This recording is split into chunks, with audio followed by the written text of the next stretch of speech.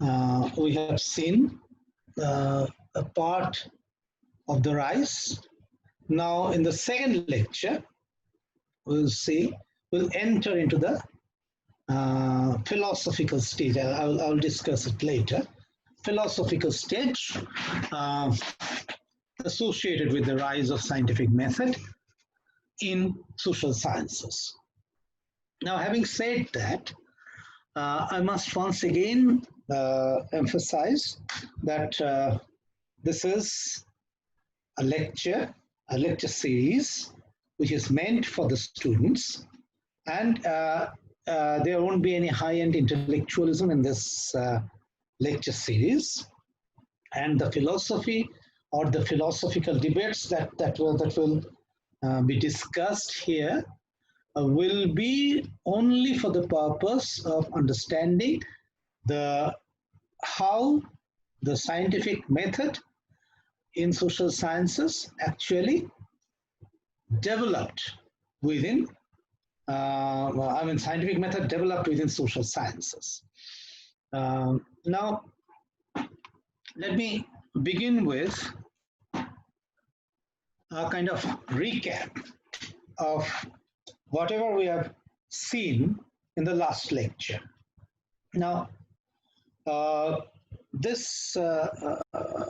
think you can remember that we have discussed on the sources of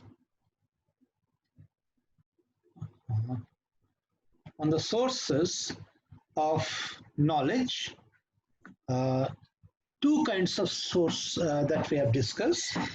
One that is non-scientific, which is known as non-scientific, which is based on intuition, belief, authorities, opinion, casual observation, and logical reasoning. These are the basis of knowledge, day-to-day knowledge, that we often infer to, but these are not very scientific basis sources of knowledge, or the knowledge that has been acquired by these sources doesn't really stand in scientific logic.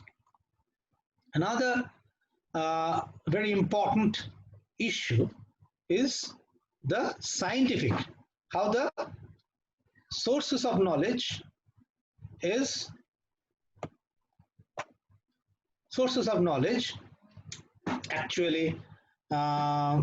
become scientific when it is based on systematic observation as well as consistent logic.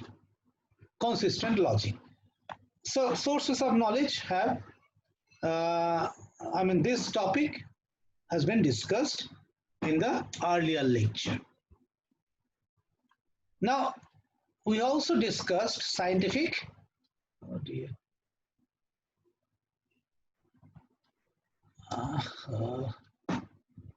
scientific method.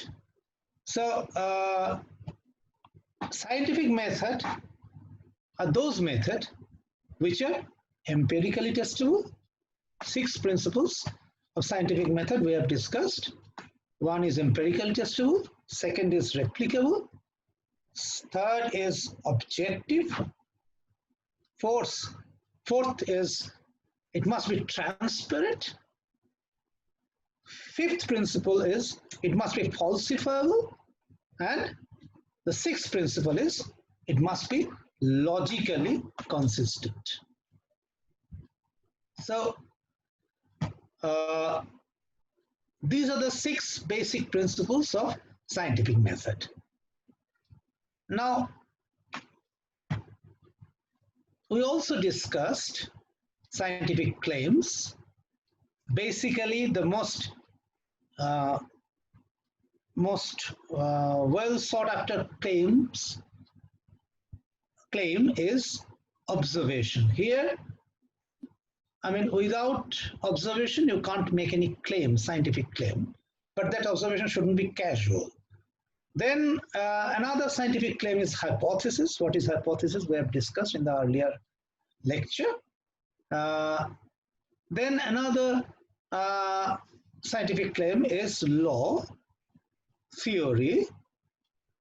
In social science, the pattern of theory is different, and in natural science, the pattern is all the patterns are different in social science and natural science. So these things we have discussed in the previous lecture. Now let me go to another domain of scientific method, how it was originated. Now here comes the age-old debate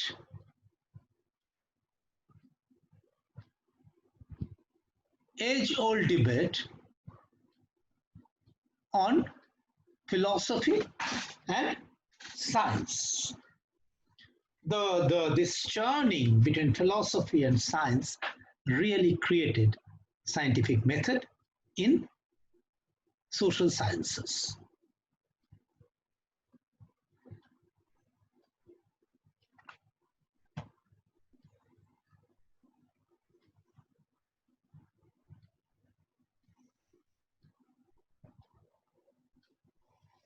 Now philosophy. Philosophy is basically wisdom.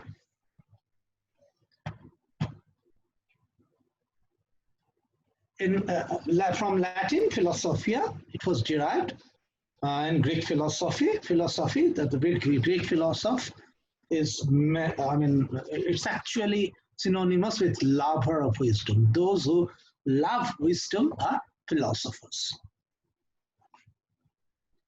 So a philosopher is always in search of wisdom. Now, very briefly, I will try to give you a kind of very preliminary ideas what philosopher as lover of wisdom actually created. They created a world where, and there was an attempt to understand the universe as a whole. Here you have an attempt to understand the universe as a whole, not only your own surroundings, not only your own family or the world that you see around. It's a universe as a whole that the philosophers wanted to explain. Next is examination of humankind's moral responsibility and social obligations. What are the moral responsibilities and social obligations of mankind? That has been examined by the philosophers. Then an attempt to fathom the divine intentions and the place of human beings with reference to them. How the divine intentions actually running the world, and try to place human beings with reference to them. They don't take the divine explanations of the world in toto. They wanted to place human beings with reference to those divine intentions. So that was the first step towards a rational approach of the surroundings of the world, of the universe. And another very important factor that has been created by philosophy is that it's an effort to ground the enterprise of the social science. So philosophy actually was the launch pad of natural science. Unlike the popular sort of belief that philosophy goes away from natural sciences. Philosophy actually doesn't have any relation with natural sciences. I mean, this is not true. Philosophy gave the first ground to the enterprise of natural sciences. So natural sciences actually started from the hotbed of philosophy. Next is rigorous examination of the origin and extent of and validity of human ideas. So origin, extent, validity of human ideas, all are being rigorously examined. There is no place of mythical explanation. There is no place. There are very little places of divine explanations.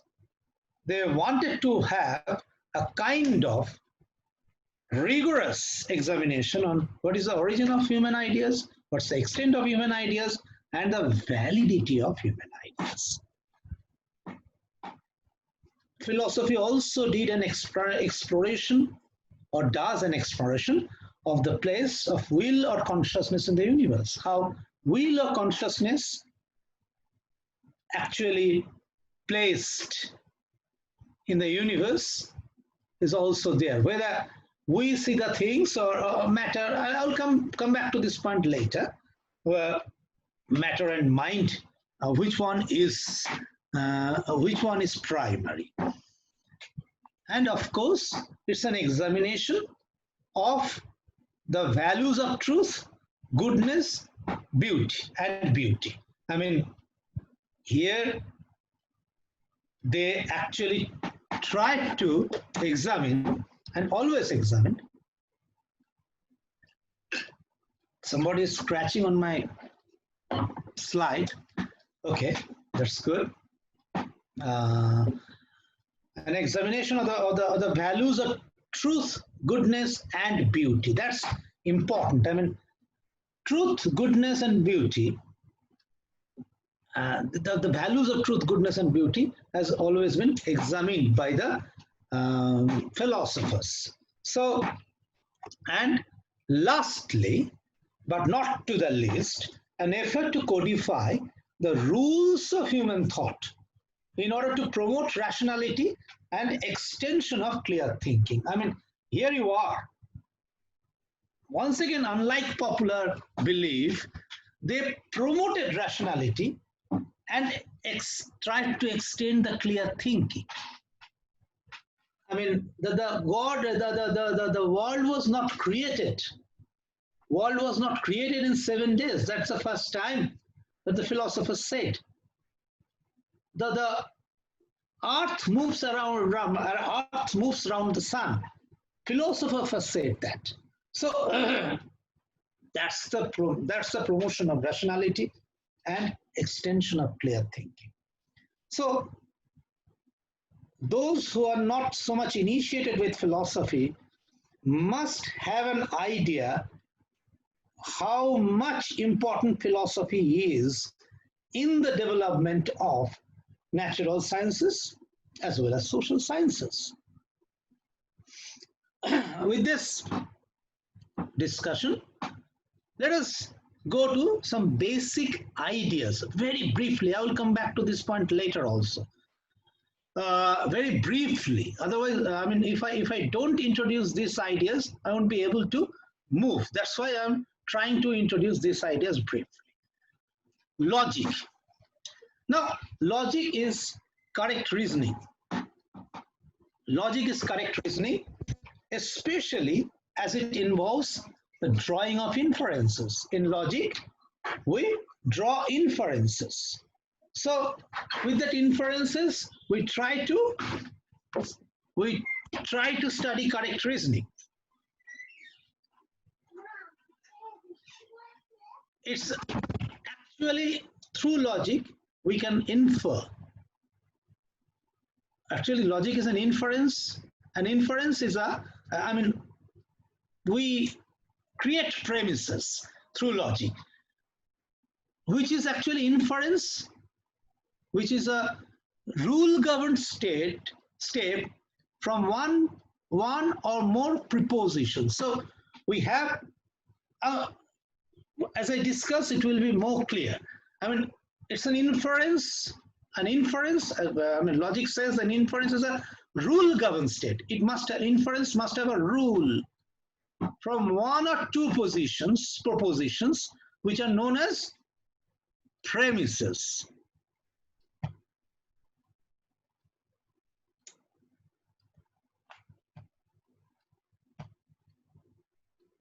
So one or two premises lead to a new proposition, which is known as conclusion. So we have one or more rule governed step, which is known as premises. From one or more premises, we come to a conclusion. Say, for example, all men are married. All married are bachelor. So the first two are premises, rule governed step. Rule governed step, that is known as premises. All men are unmarried. All unmarried are bachelor. So all men are bachelor. But this is a wrong premise. Let us get one right premise. All humans are mortal. All Greeks are human. All Greeks are mortal. So why this one, the first one is wrong premise? All men are unmarried. This is a wrong statement, wrong premise. All unmarried are bachelor. This might well be a wrong premise. So we can't conclude that all men are bachelor. So in the second logical structure, we have the right premise. All humans are mortal. All Greeks are human. All Greeks are mortal. So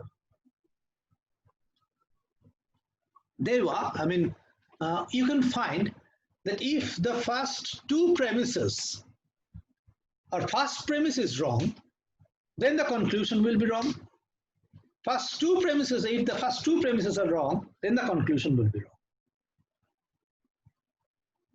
wrong. In the second case, you will find the first two premises are right. So we have the right conclusion. This is how logic proceeds.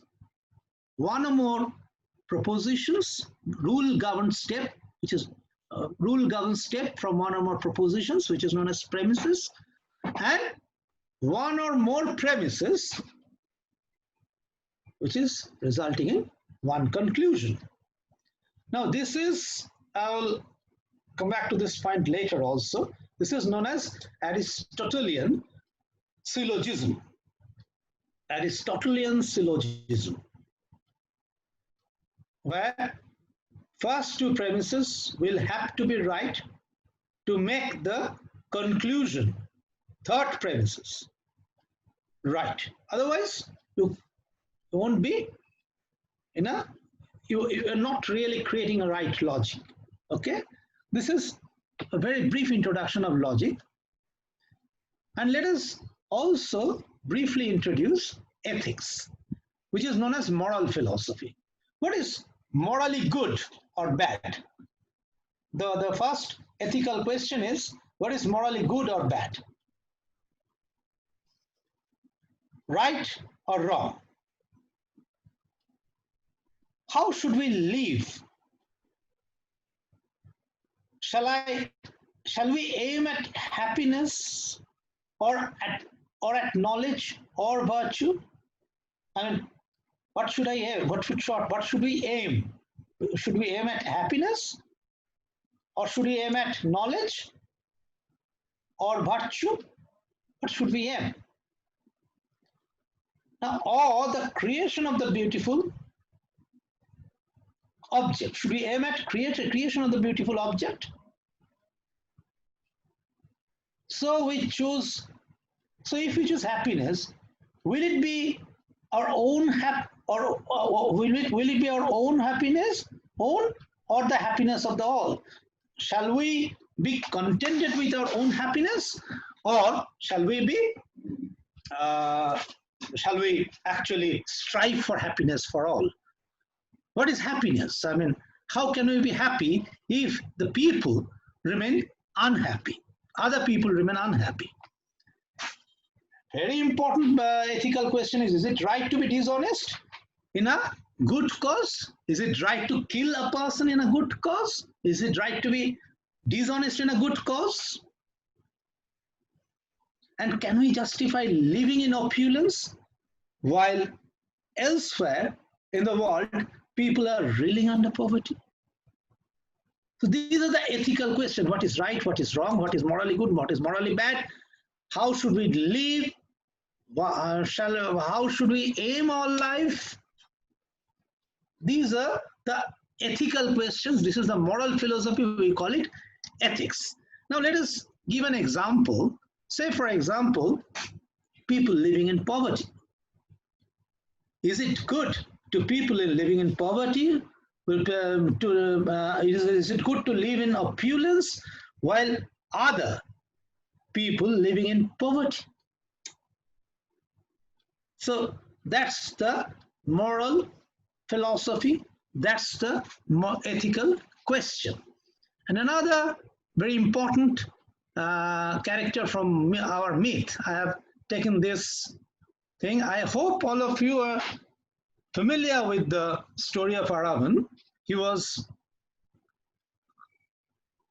a son of Arjuna from his union with Ulipi. He was sacrificed for the success of the war.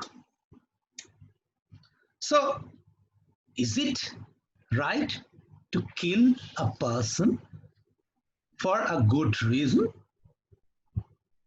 Was Arjuna right to sacrifice his own son for the success of the war that he was actually fighting? And another, this ARAVAN has created the concept of the third gender.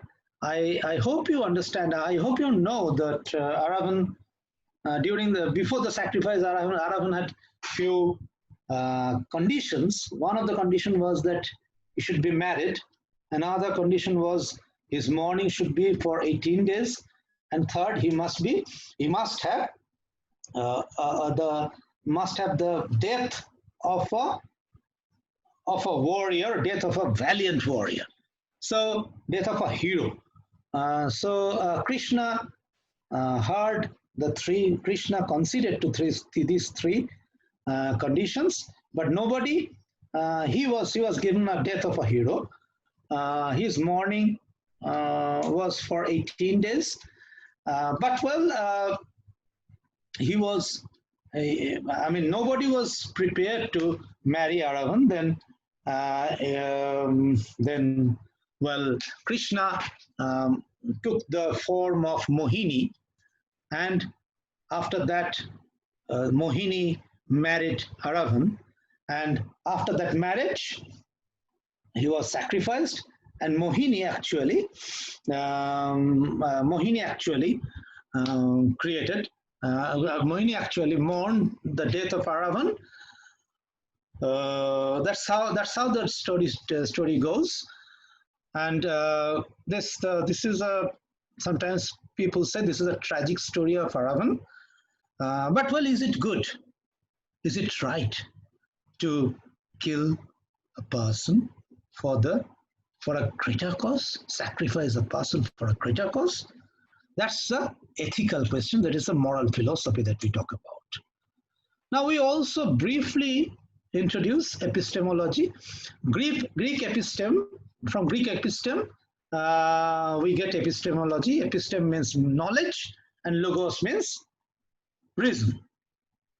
The theory of knowledge is actually epistemology. It's called epistemology. So, epistemology tells us how the knowledge should be built, and what should be the content of knowledge.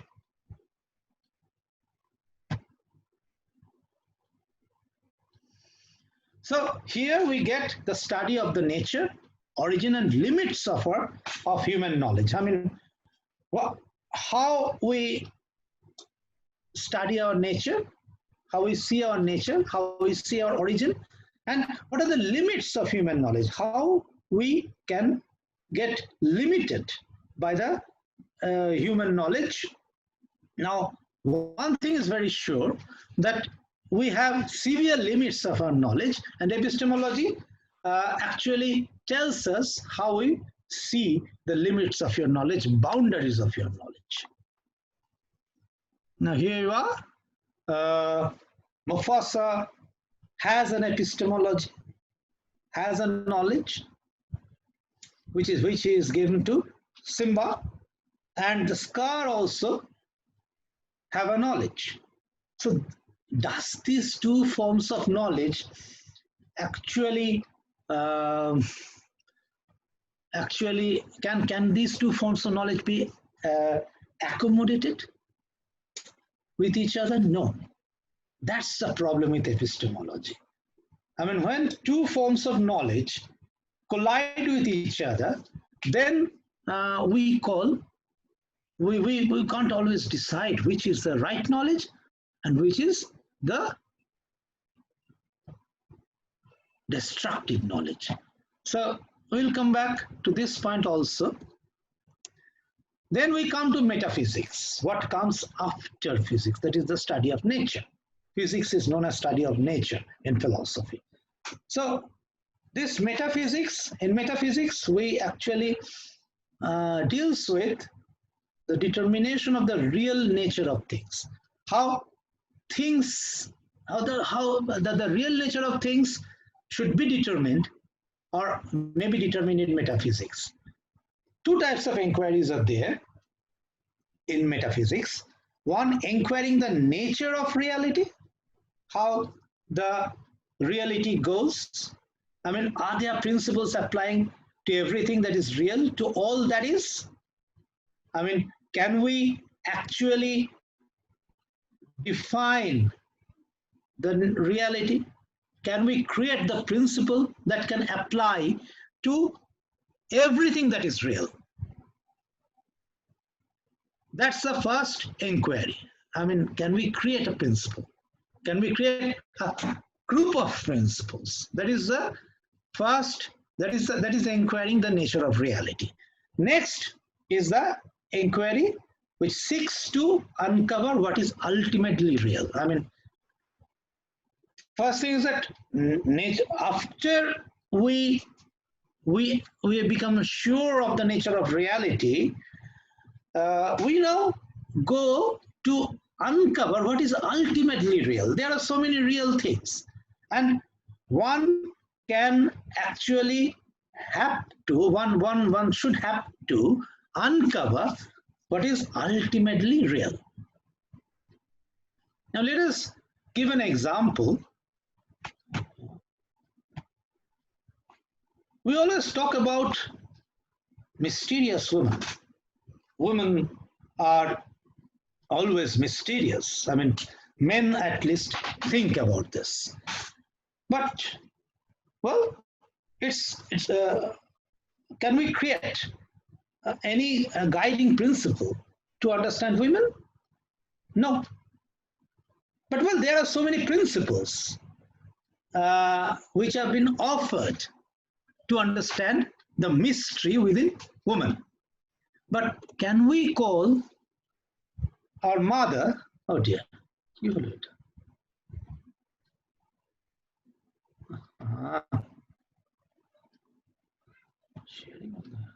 Can we call our mother a mysterious woman? I mean, possibly not. So she's also a woman, but she no longer remains a woman when she becomes a mother. So what is ultimately real? Can we, that's the kind of metaphysical knowledge that we address in philosophy. Metaphysics is very closely related to ontology. We'll talk about ontology. Ontology actually deals what is existence or being and what fundamentally distinct types of things that exist in this world. So it's the question, or it's the examination of our existence. What it takes to being, what it takes, I mean, how we can examine or how we can describe our existence. And what are the types of things that exist in this world? These are the two basic ontological questions that we will address. So, ontology talks about philosophical investigation of existence or being. The concept of being actually tells us what being means, what existence means, or what it is for something to exist, what it takes to be, what it takes for us to exist. How can we actually become sure that we exist? And what exists? I mean, what are the things that exist in this world? What general sorts of things are there in this world? So these are the concepts of being, where existence are being repeatedly questions. What existence means, what is for something to exist, how we exist, what exists, and what sorts of things are there in this world that exist. Now, philosophers' ontology actually deals with the kinds of things that they take to exist. I mean, they think that, well, consciousness exists, so that exists. Matter exists, that exists. The ontology of a theory actually encompasses the things that would have to exist for that theory to be true. So,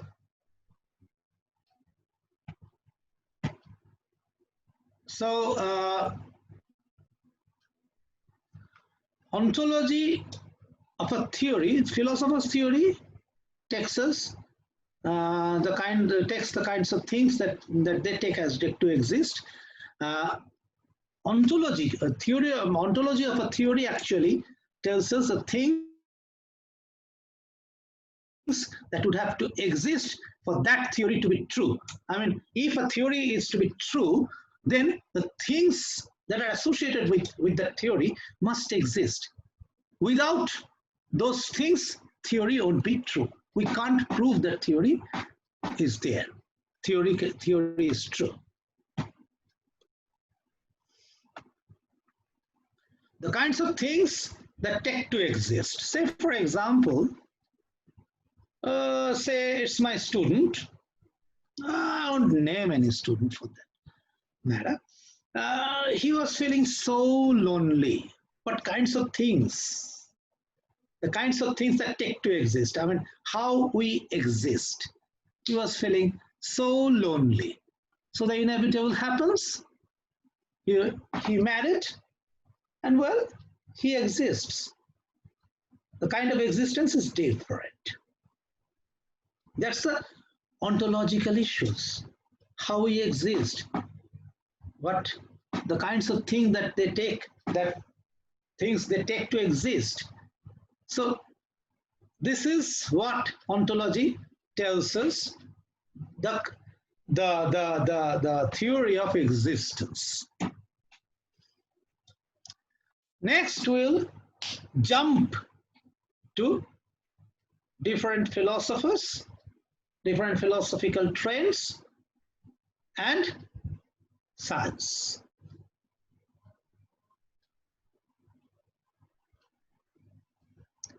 This is the list of philosophers. Well, that's BC, before Christ, and after Christ, AD.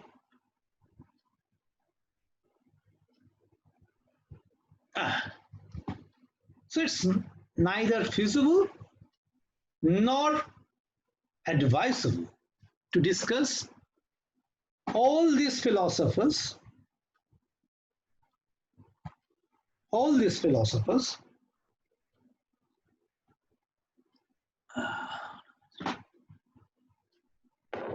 I request the co-hosts to lock the meeting.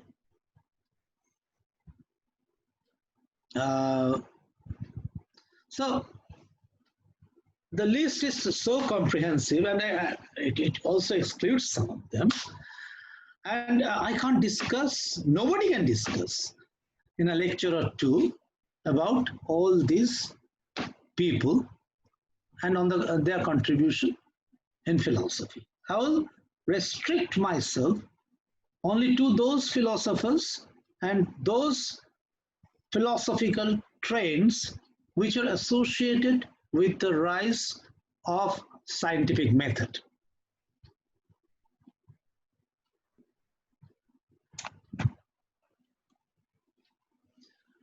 I have divided these philosophical phases, philosophical traditions in three phases initially. That is pre-Socratic phase. Pre-Socratic phase actually is very important. That's the very nascent form, that's the very initial form of philosophy, which actually gave the first shape of physics, that is the study of nature. These pre-Socratic philosophers outline the methods and concepts of modern empirical science for the first time. So what we know as modern empirical science has been started by the pre-Socratic philosophers. Second, they express dissatisfaction with the mythical accounts of the world explanations. The world has created by in 7 days. And there are so many mythical accounts in our country also. We have so many mythical accounts of world creation, world explanations. So philosophers, these pre-Socratic philosophers for the first time started expressing dissatisfaction with these mythical accounts of the world.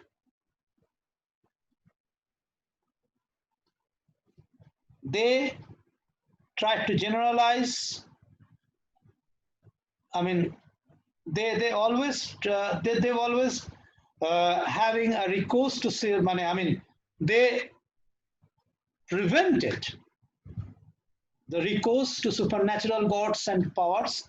On the other hand, they promoted generalizable and systematic rather than ad hoc naturalistic. They were all generalizable, systematic.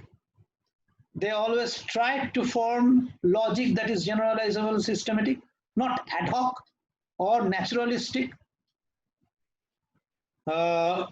Naturalistic rather than recourse to the supernatural gods and powers. So these philosophers actually tried to break the shackle of the supernatural gods and powers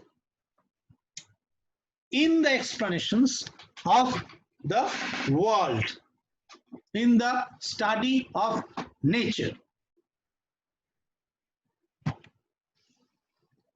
Although the distinction between mythical and the new forms of explanation were not so sharp during this period, but they tried their level best to distinct the mythical explanation and the more systematic, generalizable, naturalistic explanations. But the distinction was not so sharp, obviously, because that's the start of philosophy. Pre-Socratic phases actually divided in three phases, three sub-phases rather. Pre-Parmenidean, pre-Parmenidean phase, where we have philosophers like Thales, Democritus, Pythagoras, Xenophon, and other Greek philosophers. Then Parmenidean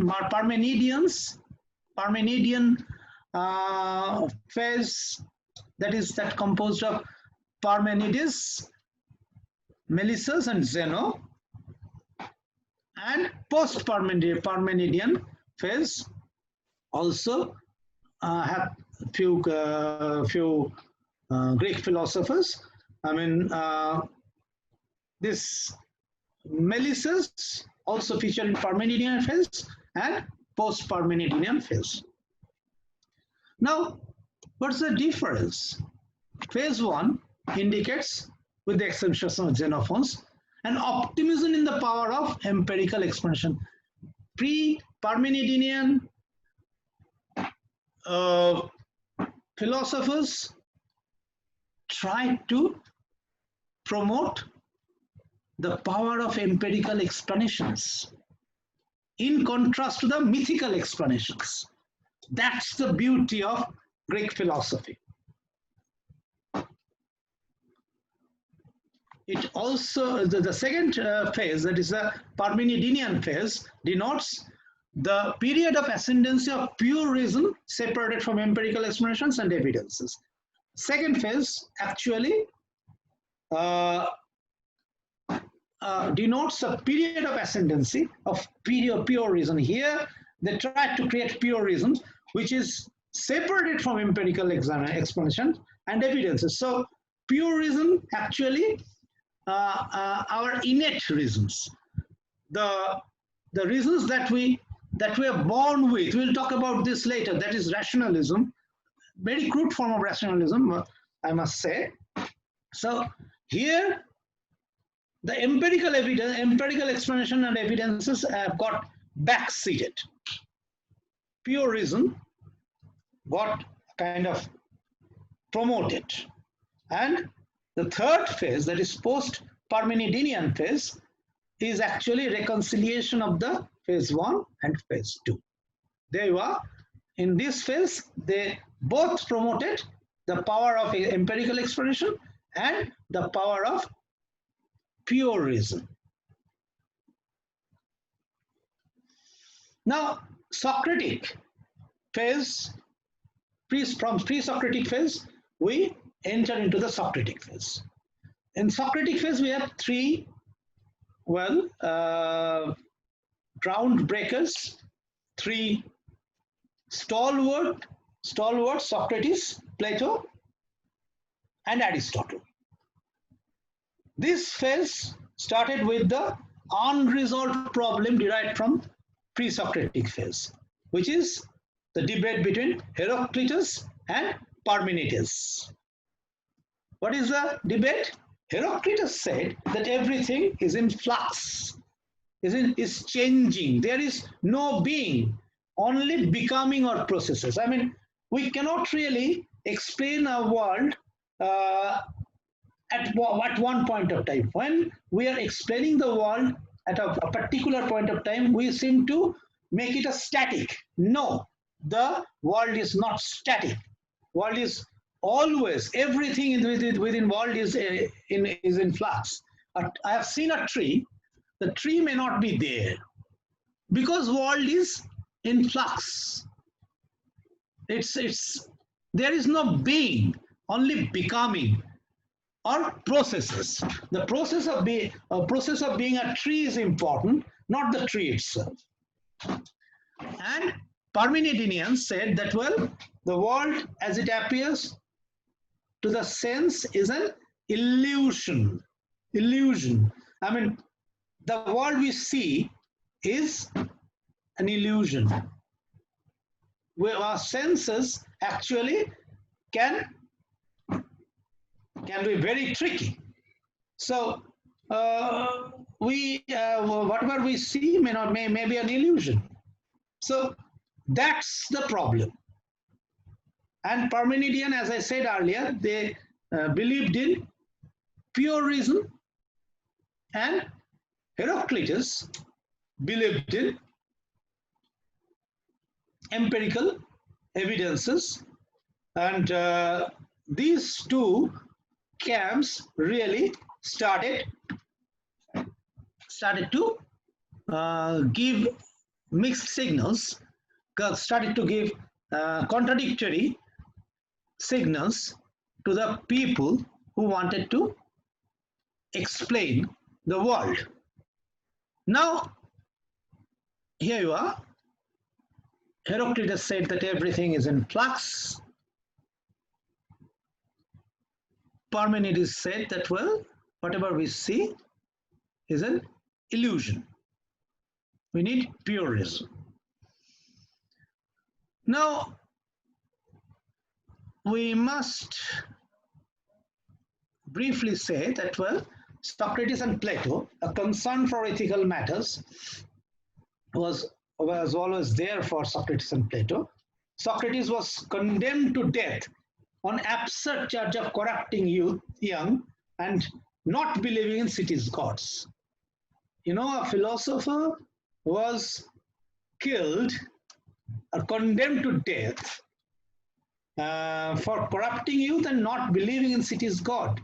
So, as I said again, that, well, they are not, they don't believe in mythical explanations. They only try to depend on either reason or evidences. Xenophon's, we have three books, three treatises from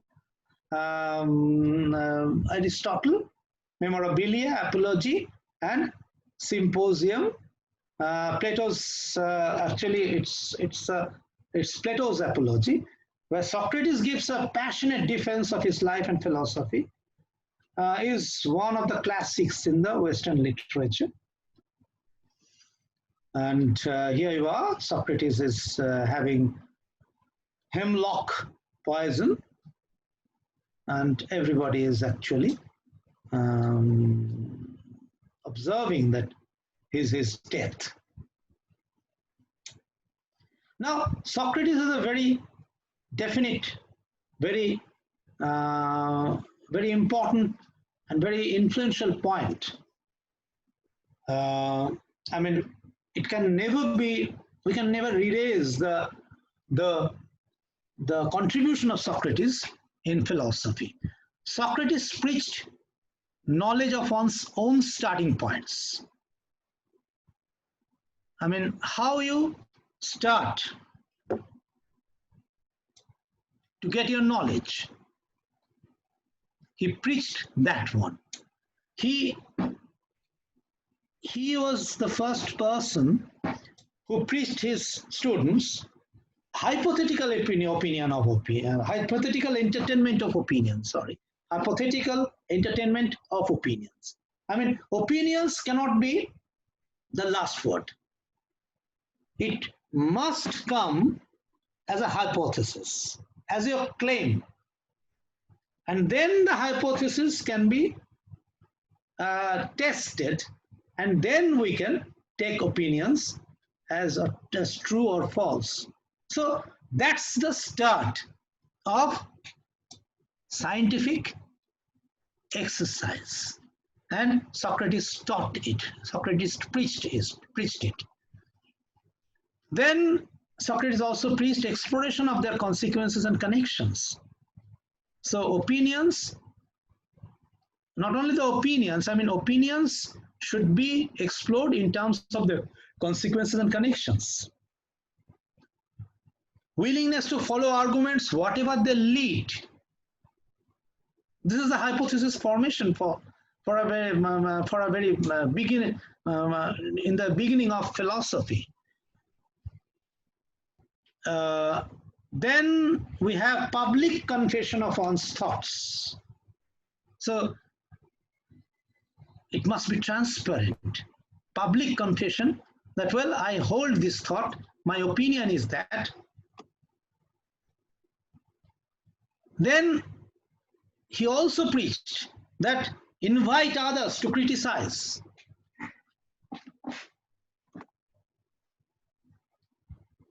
And be ready to reconsider your opinion. At the same time, firm action in accordance with one's present beliefs.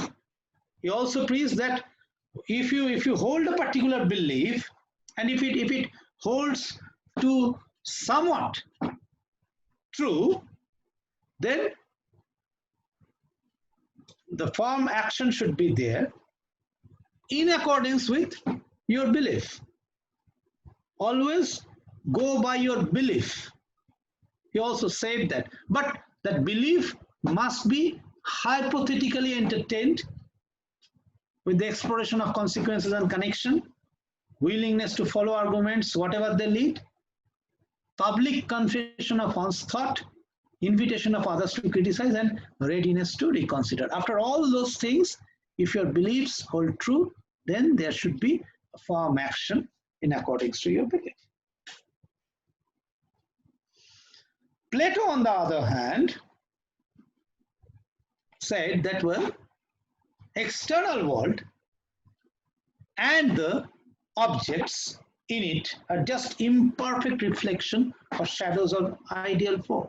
Whatever we see, here you are, we see something, so the cat sees something that is imperfect reflection or shadows. Even if you see the cat is also imperfect reflection or shadow of ideal forms. The ideal forms are often portrayed as casting shadows on the wall. So these ideal forms are often portrayed as casting shadows on the wall. So Plato said that whatever we see are not perfect. Plato was philosophical realist. Reality exists independently of human thought. If we think that reality exists, it's not enough. If you don't think that something doesn't exist, it may exist. So it's independent of human thought. These forms are not just abstract concepts in our mind. They really exist, but separately from the physical world. So there are several forms that are not just abstract concept in our mind. They really exist, but separately from the physical world. Physical world is maybe a shadow on the wall. And the physical world actually is independent of our mind. Physical world that we see is an imperfect reflection of reality. We can't learn the true nature of reality through sensory experience. Whatever we see, whatever we hear, whatever we smell, these sensory perceptions can be very tricky. So we can get an imperfect reflection of reality. So we need the knowledge of ideal forms that can only be gained through reasoning. We need reasoning to understand the knowledge. We should not believe in the sensory experience. Sensory experiences can be false. We need to gain knowledge through reasoning. Knowledge is one thing, that we have some idea about the ideal forms, and through that reasoning we can get the sense or get the appearance of the ideal forms, of the forms that we want to see. Plato, therefore, is referred to as a rationalist. Aristotle, on the other hand, is the founder, is known as founder of philosophy as a distinct discipline. He initiated he's the founder of formal logic, philosophy of language, philosophical logic, the study of nature, metaphysics, philosophy of mind, ethics and politics, literary criticism and rhetorical theory. All these things have been created by Aristotle. He is the founder of philosophy as a distinct discipline. Now, he was a realist, unlike Plato. He said that reality exists independently of human thought. If you don't think that the Taj Mahal doesn't exist, this doesn't make Taj Mahal vulnerable. So it's independent of human thought.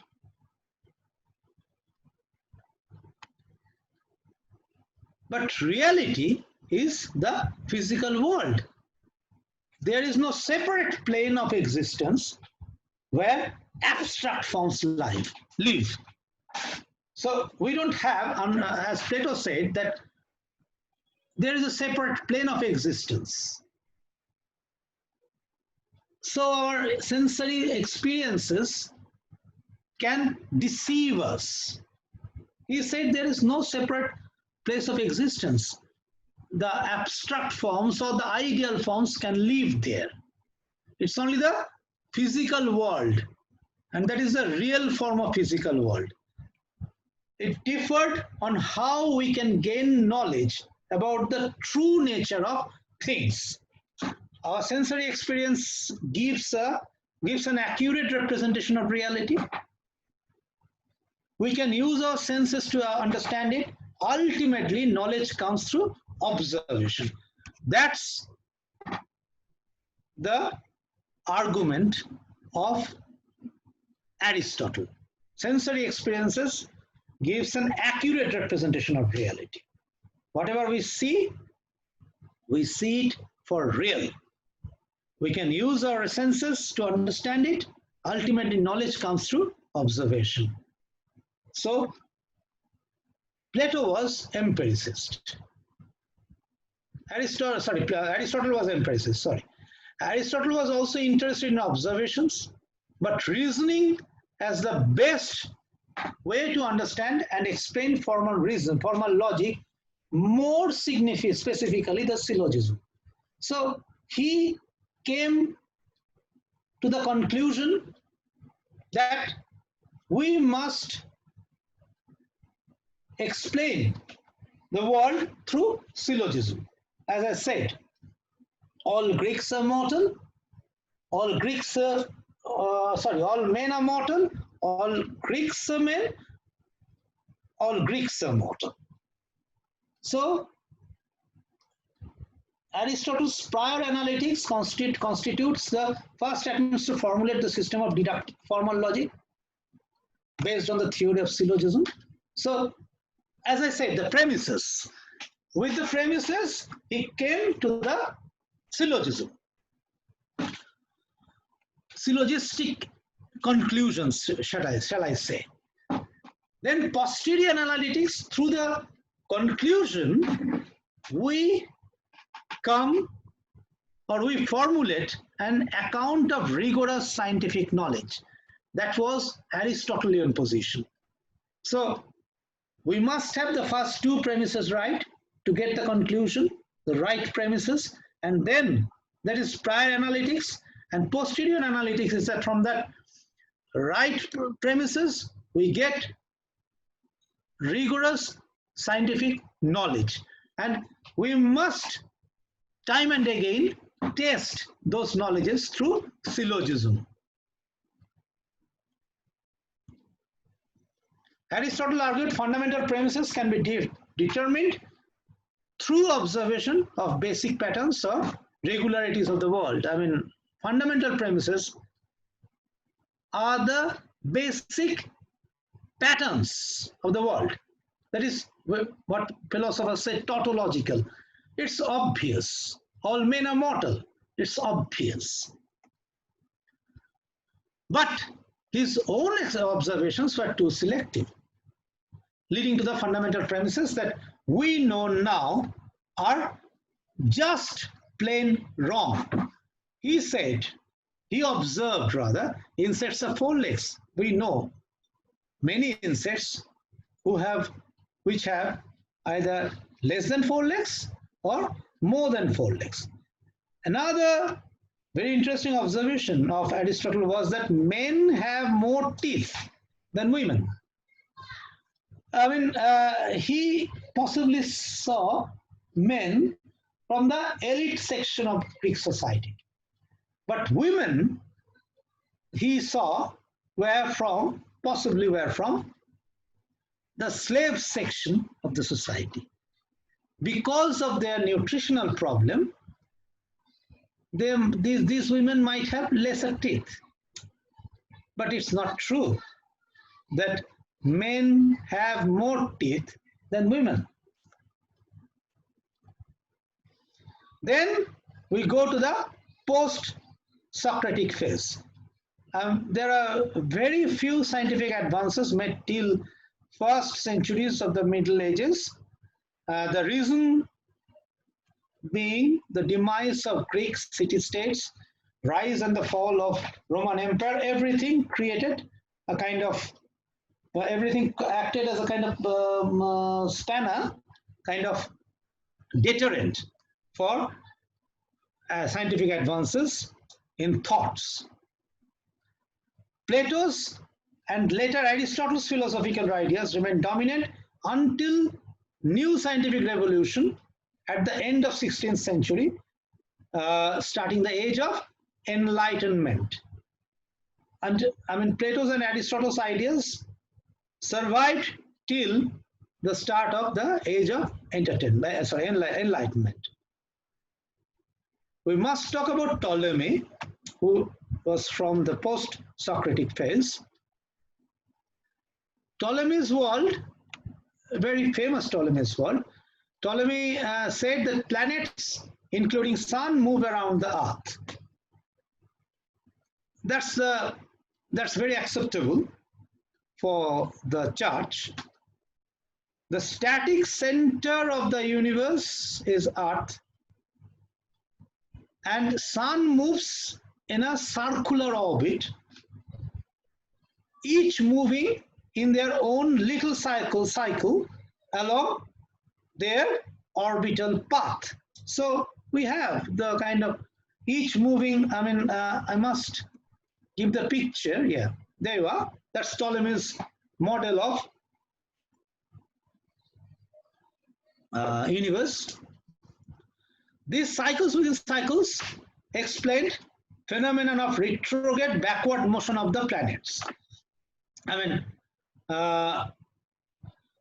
the chart said that sun moves around the earth. But how come, say for example, Venus remain in one place? It doesn't move. So Ptolemy tried to save the phenomenon of Venus by saying that, well, actually sun moves around the earth in circular orbit, and each moving in their own little cycles with the orbital path. So this creates a kind of explanations of the backward movement. He said that, well, Venus has got a backward movement. This saved the phenomena. People may not believe it, but this saved the phenomena for the church. That's Ptolemy's world.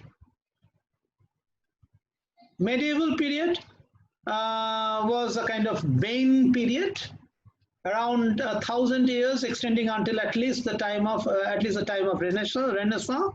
So here, Christian beliefs dominated over all other forms of beliefs.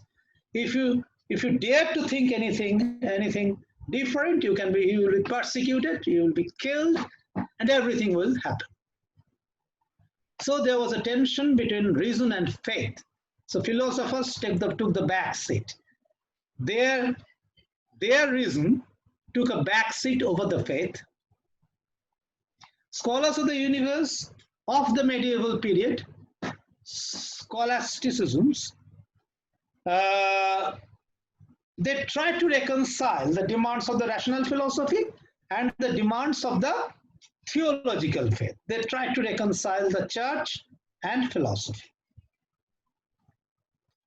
So these are the three philosophers that we see: Augustine, Aquinas, and Occam. Augustine said there is no fundamental distinction between reason, depends on divine help to grasp eternal truth. So reason, depending on divine help, you need a divine help to grasp eternal truth, even if you're talking in reason. Aquinas said that there was a distinction on the basis of natural and divine, but the two are complementary and to a degree overlapping. I mean, there is a distinction between, on the basis of natural and divine. He has a little more courage than Augustine. He said that, well, natural and divine are different, but they are complementary and they have a degree of overlapping. Occam, reason and faith are distinct and have no overlap. Occam was more courageous, said that reason and faith are distinct and have no overlap. Occam was the only philosopher who could hold the banner of philosophy during this medieval period. Now we come to the roads to enlightenment.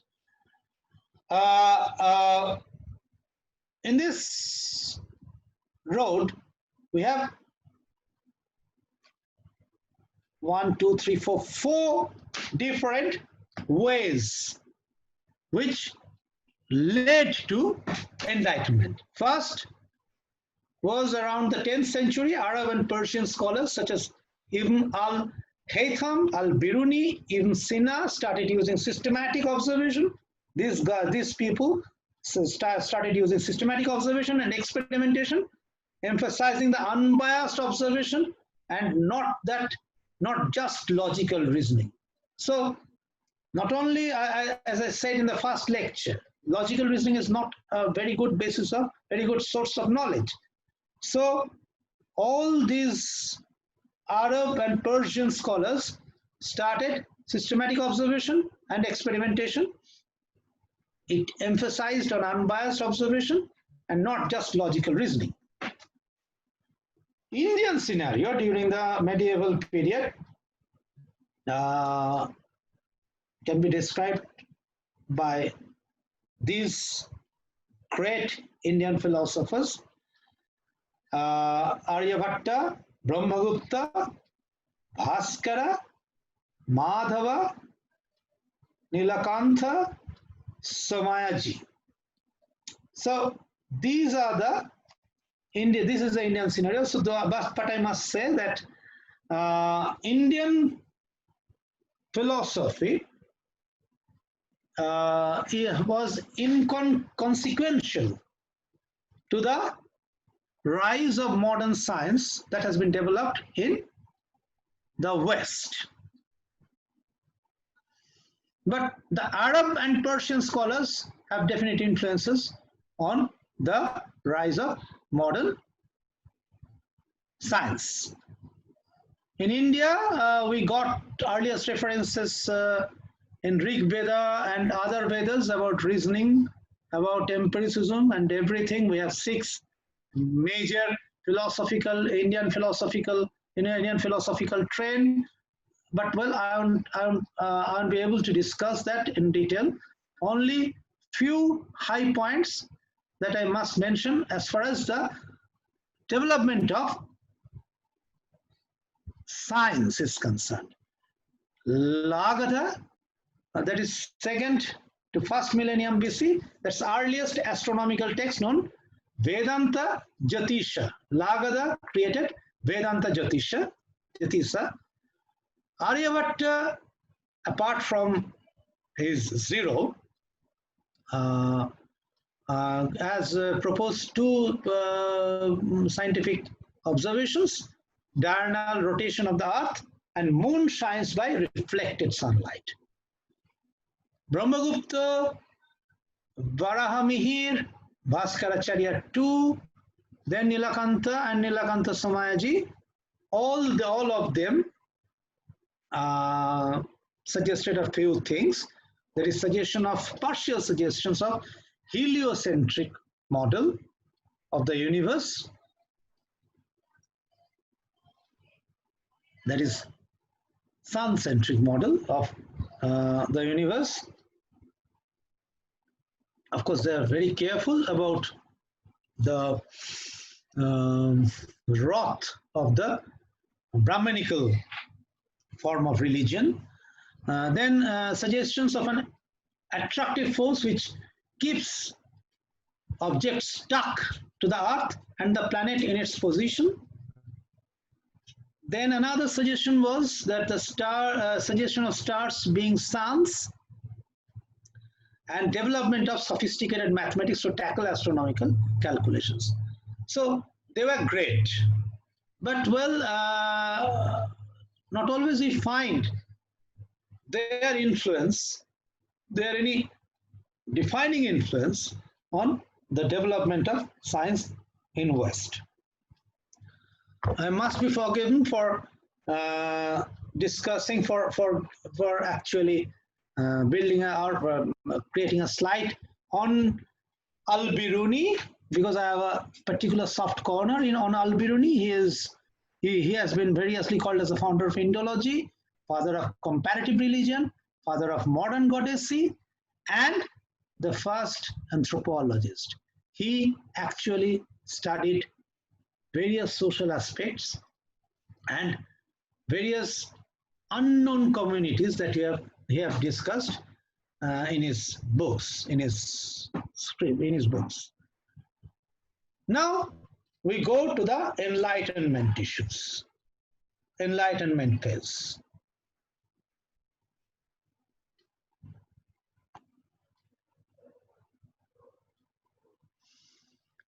Roads to Enlightenment, the first point I said that the Arab and Persian scholars created systematic observation.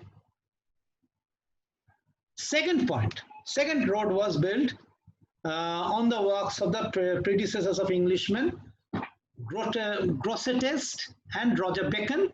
They advocated in both induction and deduction. Let me explain. Induction means using particular observations to generate general explanations, and induction means using particular observation to generate general explanations, whereas deduction means predicting particular outcomes based on general explanations. So both induction and deduction, they advocated. First, using particular observations to generate general explanations, and predicting particular outcomes based on general explanations. You can see the syllogism of Aristotle. And I will come back to this, come to this point later. The Kantian a posteriorism. So induction and deduction both are being used by these two Englishmen, Grosseteste and Roger Bacon. Third important development was the invention of printing press. I mean, through this, enlightenment was actually ensured. This created perfect condition for a scientific revolution. More scholarly works become available to a wider audience. We have the Copernicus published his book, De Revolutionibus Orbium Coelestium. There was fourth important development lead up to the scientific revolution. In Copernicus' new model of planetary motion, the planets, including Earth, moved in circles around the suns. That was the breaking point from the, most decisive breaking point from the church juggernaut, church immense influence on philosophy.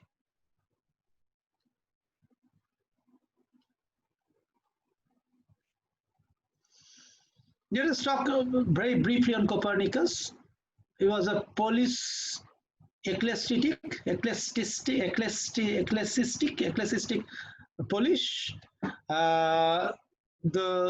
He actually for the first time said that sun at the center of universe, Earth has twofold motion, the diurnal and the annual motion, put forward as he put forward it as a tentative hypothesis. He did not exactly disagree. This does not actually agree with the religious doctrine, because church accepted Aristotle and Ptolemy's model of the earth at the center of the universe. So his model was not actually in agreement with the church. Copernicus was afraid of publishing his work because he feared the church will punish him for contradicting their theory. He did not even publish his new model, but he adapted a special dedication to the Pope so that his theory is not rejected outside, or he was not persecuted. If he said that, well, if Ptolemy was allowed to formulate a model with strange cycles that only saved the phenomenon, as I've discussed earlier, well, then he should also be given the same freedom. It also saved some phenomenon.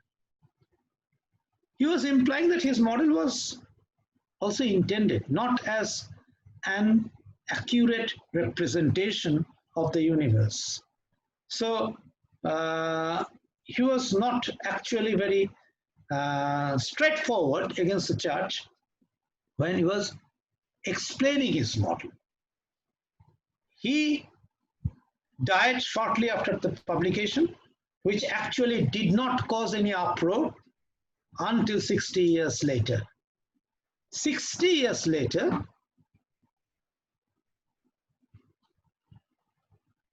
it happened like that. This guy came, Galileo Galilei. Some people say that scientific revolution and the age of entertainment started with Copernicus. But well, others, and I also feel that honor should go to Galileo Galilei. He was the first man to refuse to bow to the Catholic Church and maintain that the heliocentric model actually described the physical world. He invented many things, but well, the primary being the heliocentric world. And he stood against the church. He said that, well, This is the true nature of universe. He invented motion, law of inertia, law of falling objects, falling bodies, and projectiles. I mean, this is the basis of Newtonian gravitational law. You possibly understand that. Improvements to the telescope to obtain about 30x magnification to see the universe. He also discovered the 4 moons of Jupiter. He contradicted Aristotelian cosmology that all heavenly bodies should orbit the earth. He advocated heliocentric view.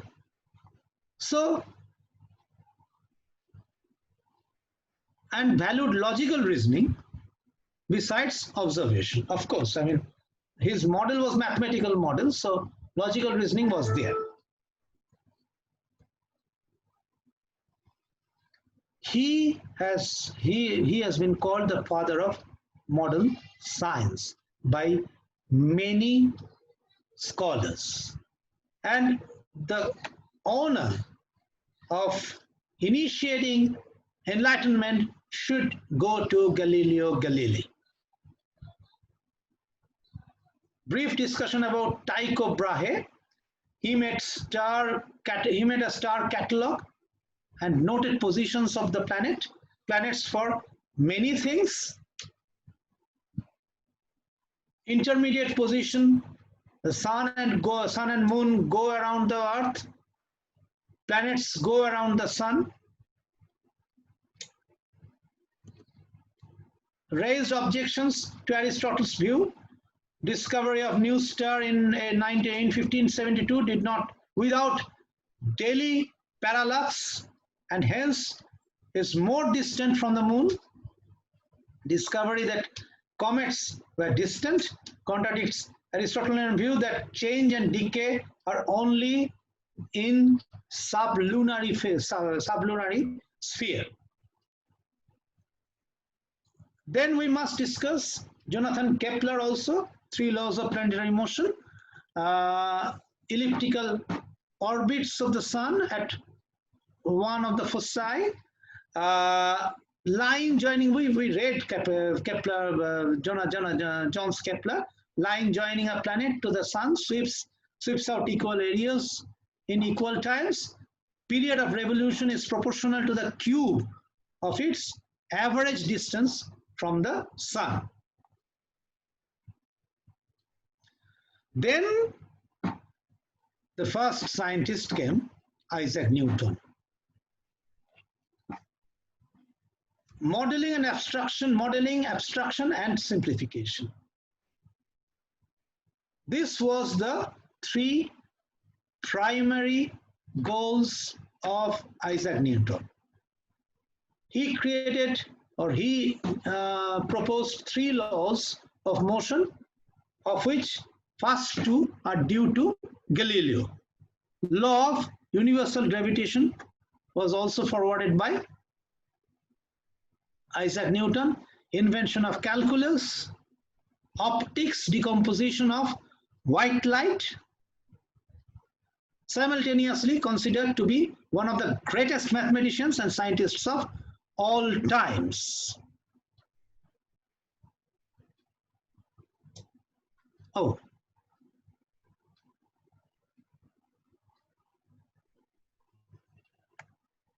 Bertrand Russell, in his History of Western Philosophy, that's the only book of philosophy that we read during our student times by Bertrand Russell, said that this Copernicus, Brahe, Kepler, Galileo, Newton, the men who founded modern science, had 2 merits, which are not necessarily found together: immense patience in observation and great boldness in framing hypothesis.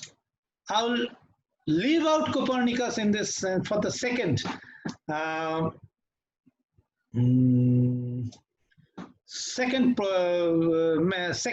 proposition of Bertrand Russell, because he was not very forthcoming, not very courageous against the church. But it was the triumph of Newton's physics over Descartes that created the beginning of science. This is the triumph of empiricism over a priorism that we talk about. Now we must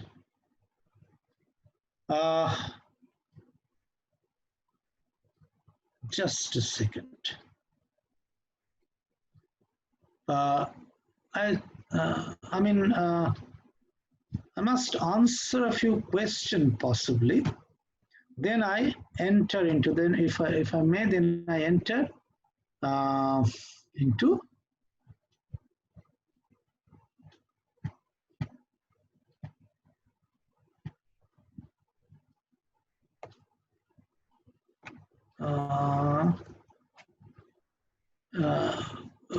co-hosts, request my co-host to give me an idea if there is any question. I mean,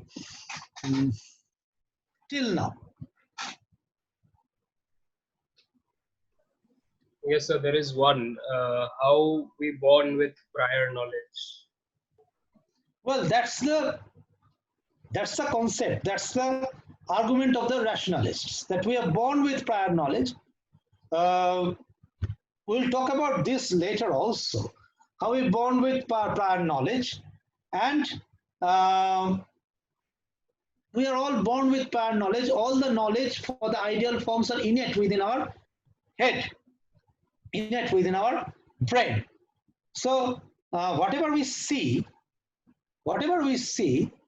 may be an illusion, but we come to the conclusion about the nature of that object with the prior knowledge that we have for the form, for the object that we have. We are yet to enter into the actual controversies of rationalism and empiricism. Well, is there any other question? No more questions, sir, as of yet. Well, sir, one more. Don't you think that something that ethically right appears to fade away in front of social belief like religious belief? Sure. I mean, that's the problem with the present world order. It fades away with the dominant form of religious beliefs, and it always, I mean, I have given this example from ARAVAN. It was there from our mythical age. It fades away.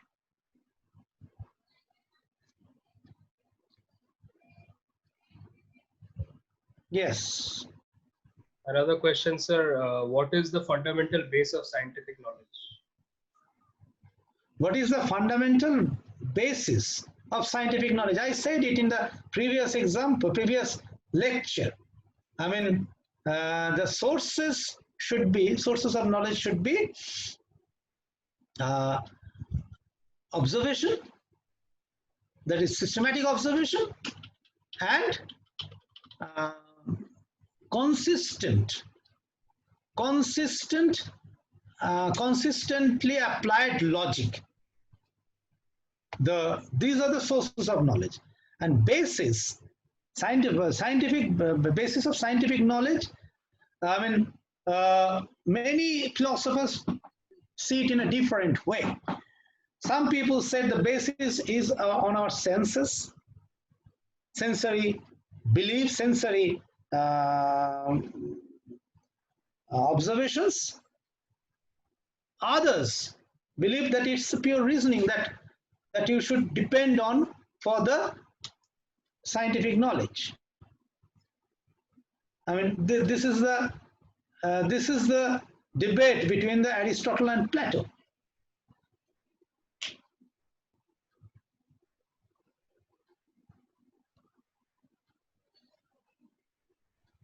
Sir, another question. Is there any solid scientific study regarding afterlife or the existence of astral projection? Well, I'm not specialist in that, but well, people really, I mean, people really say many things about afterlife, but I guess there is no accepted or peer-reviewed form of the study of afterlife. There is, I mean, scientists tend to believe that there is no such thing as afterlife. Another question, sir. Should philosophers and scientists believe in God? Well, that's their prerogative. Of course, I mean, I have seen so many good surgeons with strong beliefs in God. While I always guess that God is dependent on those surgeons. I mean, of course, I mean, scientific reasoning says that scientists should not believe in God. But well, there are contradictory views on that. And philosophers, it depends on what kind of philosophy that you, philosophical trend that you are believing on. If you are believing in kind of idealism or rationalism, you can believe in God. There is no harm in it.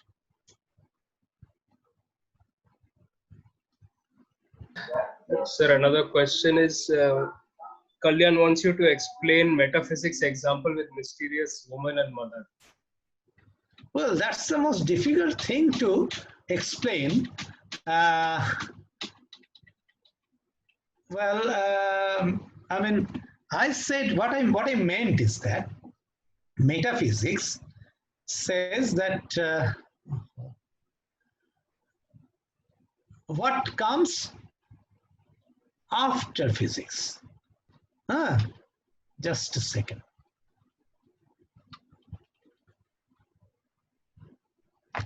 I mean, to determine the real nature of things, we have, I mean, what is real? What is real and what is ultimately real? These are the two things that we actually try to answer in metaphysics. Now, we always are very fond of comparing women with kind of mysterious women. I mean, all women are mysterious according to some beliefs, particularly by the male folks. But for this woman, when she becomes mother, doesn't remain mysterious. How can it be? I mean, whether ultimately whether women are mysterious is a very big metaphysical question. These things may or may not be answered. I mean, people immediately after the creation of mankind, this question is actually running in our metaphysics. How can we understand women? But well, we don't have any problem in understanding our mother. So the first type is that nature of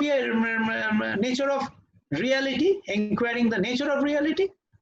Women are mysterious, but whether ultimately mysterious or not is a very big question. I mean, can we call our mothers mysterious? No. So this is a metaphysical part, metaphysical inquiry. We always try to, metaphysics says that we always try to delineate the principles applied to everything that is real. What, under which principles we call women mysterious? Are they actually mysterious? Or do they remain mysterious when they become mother? That's very important. That's the metaphysical question. Yes. Any other question? Yes, sir. Philosophy was meant to oppose the divine thinking and promote rationality.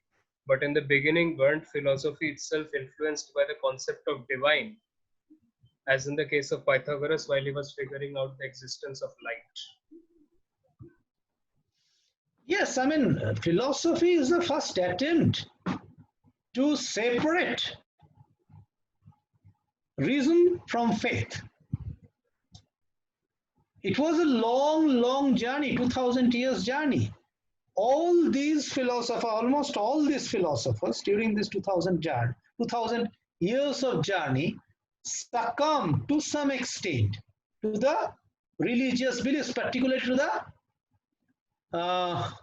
beliefs of the church. Even if they don't believe what the church sermons, they didn't dare to explain. Pythagoras saw that everything is mathematical, the world is mathematical. The knowledge is mathematical. That's the kind of reasoning that he has given. But at the same time, Pythagoras succumbed to some extent to the church, Catholic beliefs, and he was like that. And so are many philosophers. In Indian philosophy, we have few atheistic trends like Charvaka, like Shankha. They actually were brave enough to negate the presence of God, and they actually they spread that message to everybody. But in the West, they were not so courageous, as I guess. Even they believe differently. There are very few times they actually explain that, or rather express that. Yes. Any other question? Yes, sir. A few more. Did Parmenidean philosophers somehow discard the pre-Parmenidean way of unraveling the mysteries of nature? Yes. Yes, of course. I mean, Parmenidean philosophers actually discarded pre-Parmenidean philosophy. That is a kind of empiricist philosophy, and the difference is quite marked. I mean, there was a kind of non-conciliatory differences. Post-Parmenideans, on the other hand, somehow reconciled these two traits. So the next question is regarding the center of the solar system. There was two viewpoints, that is heliocentric and geocentric views. Did the church's interpretation, which was used to condemn Galileo, really derive from the Holy Book of Bible? Sure. Church believed in the geocentric universe, and it's there. It's a derivative from their Holy Scripture. It's derived from the Holy Scripture. Yes. How pre-Socratic phases generalize the philosophy, and based on which type of knowledge they structured it? How pre-Socratic phases generalized the philosophy? I have generalized the wisdom or philosophy in one slide. But well, pre-Socratian philosophy, pre-Socratian phases actually tried to generalize, I tried to create a knowledge which is generalizable and systematic. Not always ad hoc. I said during my presentation, they actually tried to be naturalistic. Their logic is naturalistic.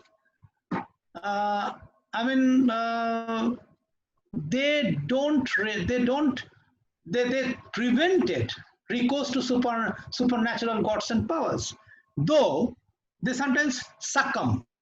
That was why the distinction between mythical and new forms of explanation not always sure.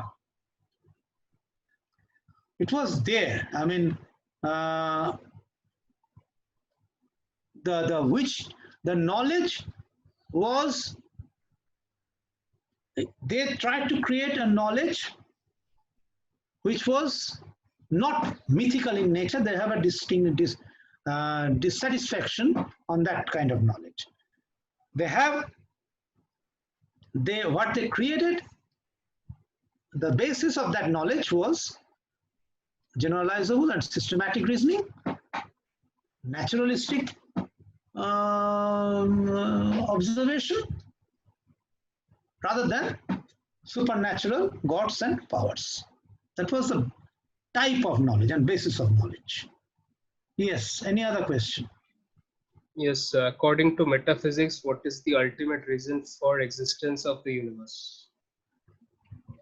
There is no such thing as ultimate reasoning, ultimate reason for existence of universe. I mean, in metaphysics, we have, as I said, that, but well, this is a kind of ontological question that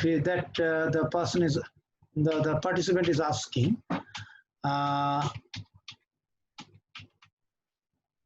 The metaphysics, I mean, what is the what is existence? What does it mean to exist?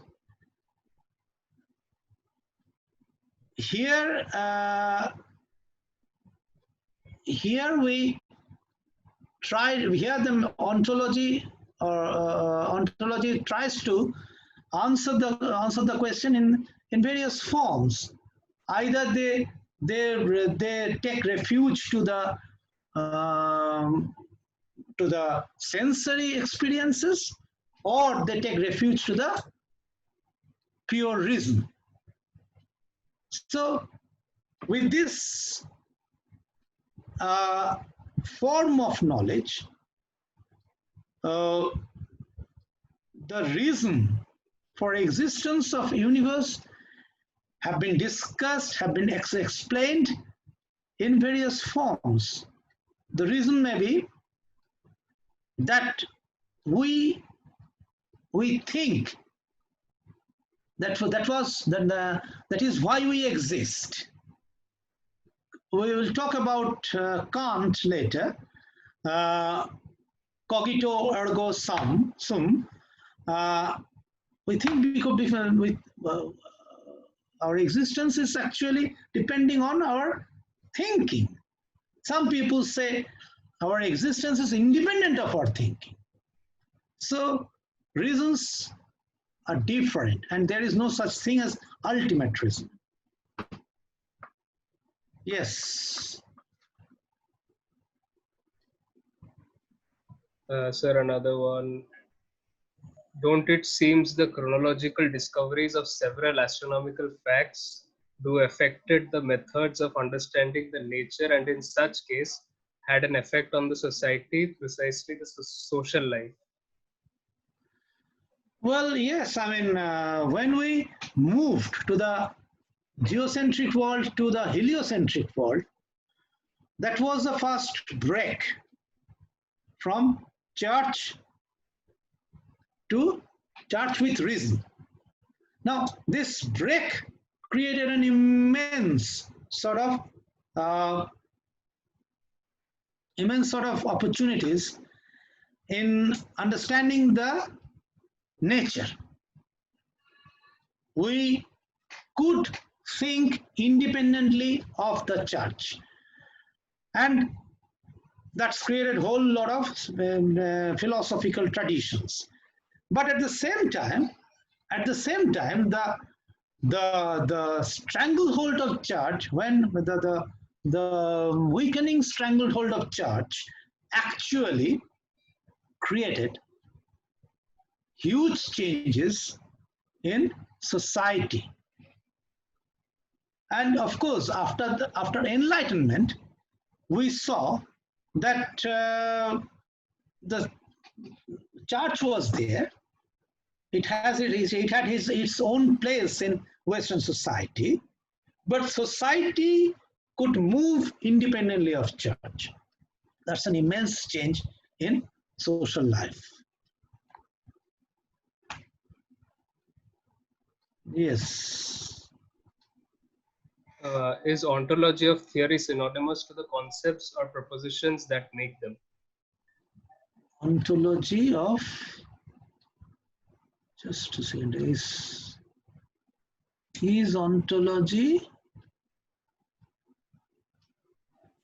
ontology of theory synonymous to the concepts or prepositions that make them? I mean,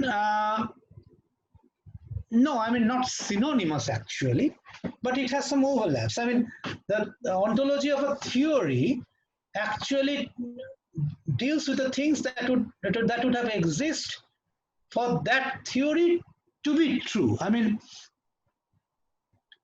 the proposition or the concepts behind a theory has been discussed in the light of the evidences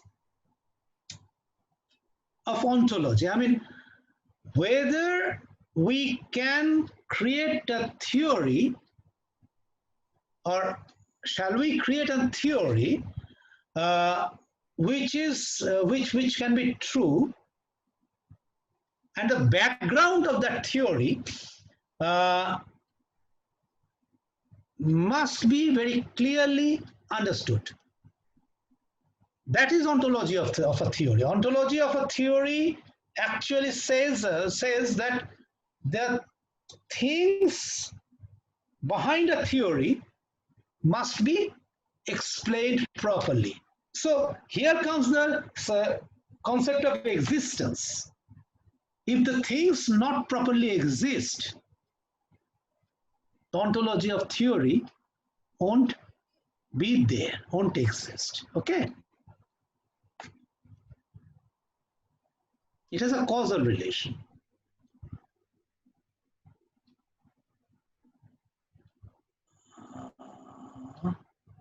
Yes, what does the existence of God particles suggest? Why do we need to know the existence of another such particle? Well, the question of God particle, I mean, I'm talking about the development of scientific method or the rise of scientific method. And we are talking about, these days, we're talking about the philosophy. Today, we are talking about philosophy and science. Now, the existence of God particle suggests that, well, we can have a whole lot of new knowledges about our existence.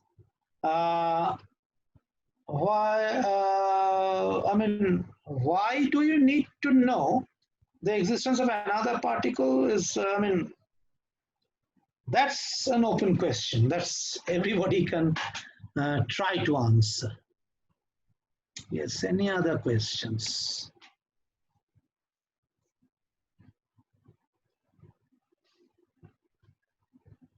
Any other questions? Yes, sir. Are philosophical thoughts based on mythical evidence?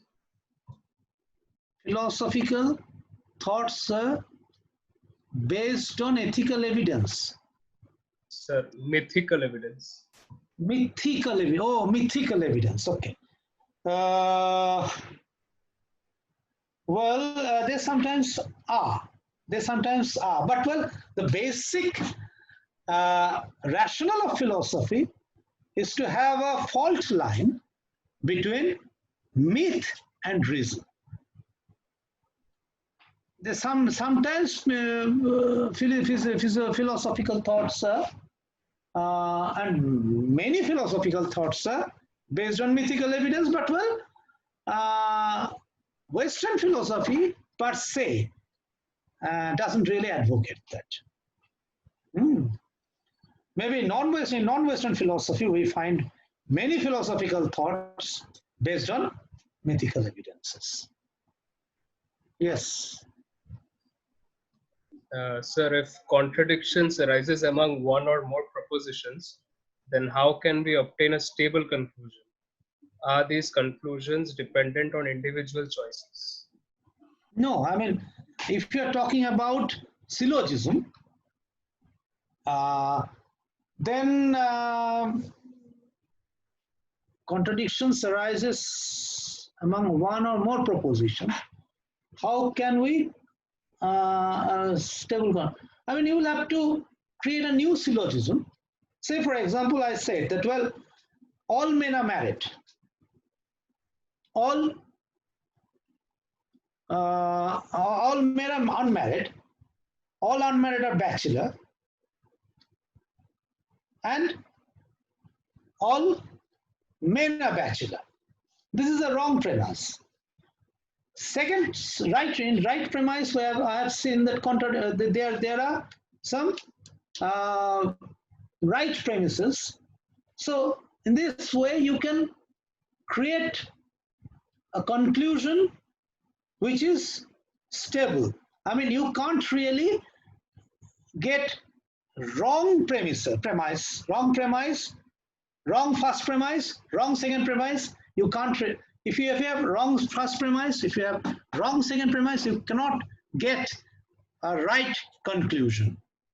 You need to be right in your first two premises. Then only you can come to the third premise, that is conclusion. It's not, I mean, scientific observations are, scientific conclusions are not based on individual choices.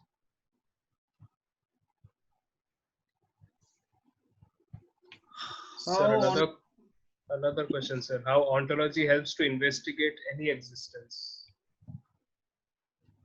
I mean, I said ontology is concept of being, concept of existence per se. So when we talk about philosophers' ontology, they actually say that, well, what it takes to exist, kind of things that they take to exist. But when you are actually creating a theory, ontology of theory, it must be discussed in a way that, well, the things, as I said, the things that are there behind the theory must be true, so that to become a theory true or good in scientific logic. So existence, any existence, I mean, ontology, of course, ontological questions helps to investigate existence of human being. That's true.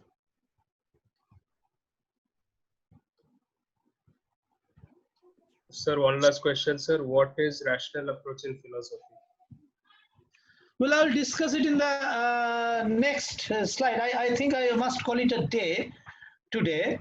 In the next lecture, I will discuss about rationalism, empiricism, and everything. It took so long. I mean, this is the problem of philosophy. and I tried to make it a structured lecture. In the class, it would have taken at least 3 classes or 4 classes. I tried to discuss or to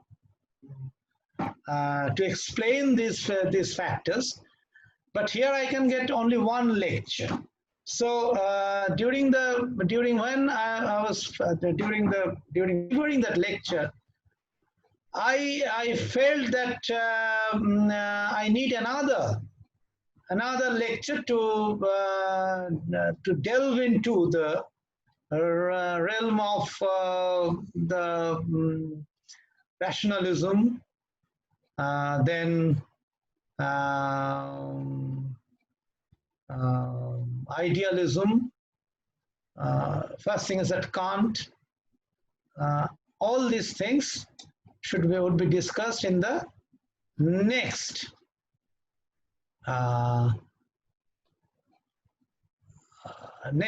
lecture. Okay, I have prepared it for today. What do my co-hosts say? Shall I call it a day, or shall I continue? Because it's already 2 hours now. Sir, I think it would be better to ask the participants, sir. Yeah, of course. I mean, then I'll have to unmute everybody.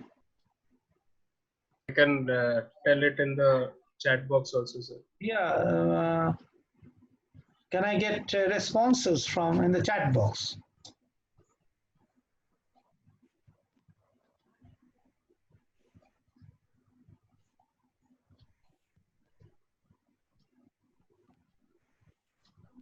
Ideally, I would have discussed René Descartes, Francis Bacon, David Hume, and German idealism. These 4 things I would have discussed here. If you like, I can discuss.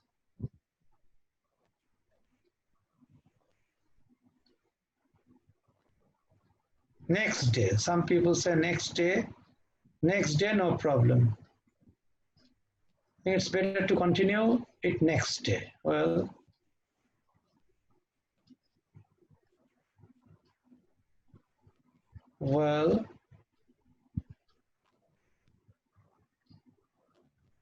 whether it be next day or today. Brain is already saturated. Well, that's good. 1 more hour we can go.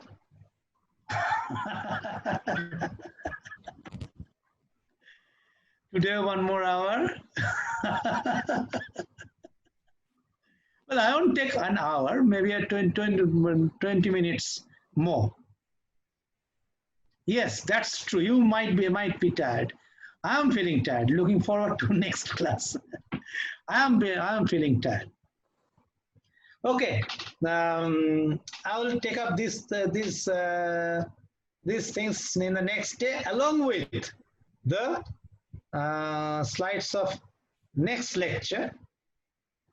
I hope I will end by I'll be able to finish all the topics by the next lecture, but well, I doubt, because so many things are coming up.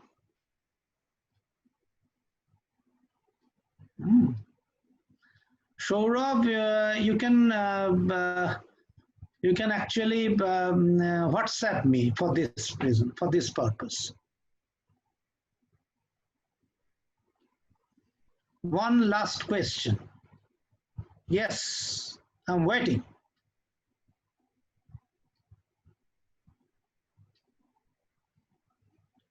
Right or wrong don't seem absolute because of the continuous change in time. Do you think the concept of right or wrong isn't absolute? Don't you think? Do it had an influence in methods of social science? Yes. I mean, this is the primary thing that we talk about the methods of social science. There is no absolute thing as right and wrong. But well,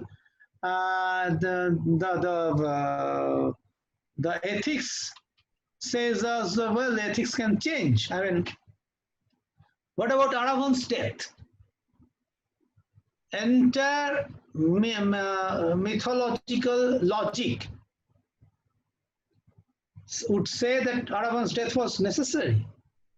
But can we really justify one's sacrifice? That's the problem. And that too from I mean, Arjuna didn't sacrifice Abhimanyu, did he? He sacrificed ARAVAN. So once again, the question of marginality. The deprived marginality comes up in the myth itself. So there you are. I mean, these things are there. I mean, the question will always go. There is no absolute thing. What is right today may not be right tomorrow. Or what is right for me may not be right for other people. Sir, how church make people to believe on their philosophy? Well, that's a kind of coercion. I mean, you know what happened to Galileo. He was house arrested. Today we call it home quarantined for the rest of his life. Still, he said, during when the verdict was pronounced, he said, still, earth moves around the sun, not the sun moves around the earth. It's a heliocentric world. So he was condemned to the house arrest.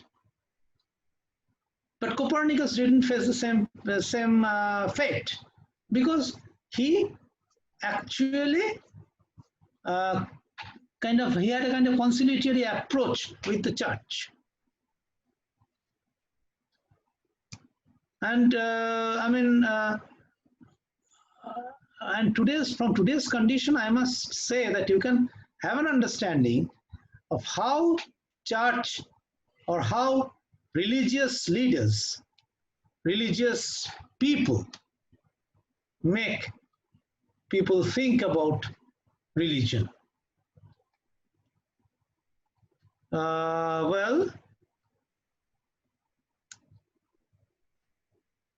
Well, today science is so developed, but still there are so many people who fear God. What are your views on this? I would like to keep it hanging. You must understand from my presentations what I believe, okay? And if you don't understand it, keep it hanging. I am not here to express my belief. I mean, I only want few students understand the background of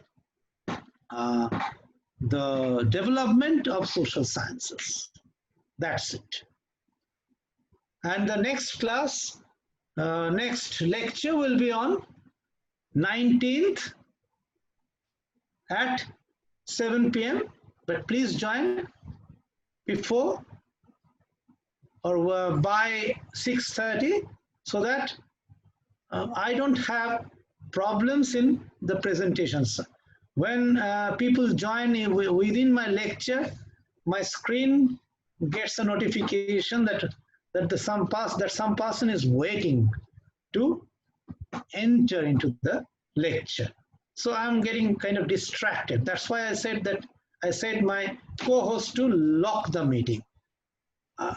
Some unfortunate people may have kind of got out of that lecture, could not re-enter it, but it's inevitable. I mean, I'm sorry for this kind of thing. And you will get the slides as well as link on 19th itself. Okay. Thank you.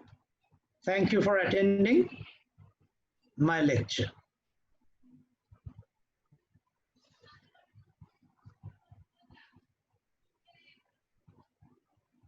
Oh dear.